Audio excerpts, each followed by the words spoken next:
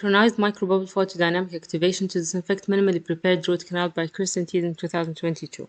Antimicrobial photodynamic therapy involves application of photosensitizer solution which binds to bacteria, and after activation with low energy light source, a highly reactive oxygen is produced, causing bacterial cell death. APDT acts on several targets in a bacterium, including cell wall and plasmid, in addition to its ability to cause DNA damage and enzyme inactivation. However, it have limitations, which include limited penetration of the photosensitizer solution in dentinal tubules, as well as the anatomical complexity, reduced reactive oxygen yield in hypoxic environment, and non-uniform distribution of light energy through the root canal system. Microbubbles have been optimized to enhance the anatomical efficacy of ADTP by elevating the reactive oxygen availability and increase the light distribution within the canal complex. Activation of microbubbles through manual or ultrasonic agitation result in improved bubble dynamic with the root canal. Microbubble activation also results in rapid release of singlet oxygen to the environment, leading to improved antibacterial efficacy. This study aimed to evaluate the disinfection strategy of minimally prepared canal using APDT and activated microbubbles. An activation system consisted of light source corresponding to wavelength of 660 nanometer and modified S-shaped tip made of light-conducting polymer.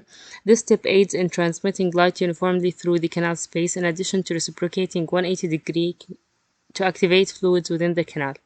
The objective of this study was to evaluate the antimicrobial efficacy of novel synchronized microbubble photodynamic activation in minimally prepared single canal. In this study, they used methylene blue dissolved in mixture of glycerol as a PS, and the microbubble emulsion was prepared by using a combination of oxygen carrier, oxidizer, and non-ionic detergent surfactant. They divided this study into two phases. The first phase was characterization of singlet oxygen. The degree of singlet oxygen was released during the SYMPA was measured by comparing photosensitizer alone and photosensitizer with microbubbles, and they measured it by photometric assessment. And the second phase was assessment of the antimicrobial activity. For this, they used a single canal mandibular incisor, and they inoculated with EV callus for 3 weeks. After that, they randomly allocate the teeth in 4 groups based on the irrigation protocol.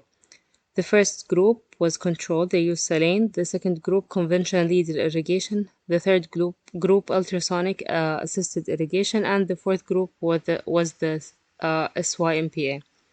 The first 3 groups were instrumented to size 2507, and the SYMPA group was minimally prepared to size 2007. After that, the apical 5 mm was resected for microbiological assessment using culture technique, and they also used the ATP viability assay and the percentage of live bacteria using the confocal laser scanning microscopy. For the results, the first phase, which was characterization of singlet oxygen, they found that statistically significant depletion over the span of 60 seconds compared with methylene blue mixture in water, which indicates that activation induced rapid release of singlet oxygen. Regarding the culture method, they found that the ultrasonic and the SYMPA group had no significant difference between them. However, both they show a significant reduction in bacteria compared with the conventional group, with the control group, And the ATP assay, the control group showed the highest ATP level compared with all treatment group, which was significant in comparison to the SYMPA and ultrasonic group. However, there was no significant difference between the SYMPA and the ultrasonic group. And the confocal scanning electronic microscopy group showed that the SYMPA group showed the least percentage of residual live biofilm bacteria compared to the control and the ultrasonic group. SYMPA showed more antibacterial effect in minimally prepared canal of 2007 when compared to ultrasonic prepared to larger size 2507. The application of SYMPA in conservative prepared root canal penetration shows significant antimicrobial efficacy against EV callus, and this strategy could be an effective disinfection for minimally prepared canals.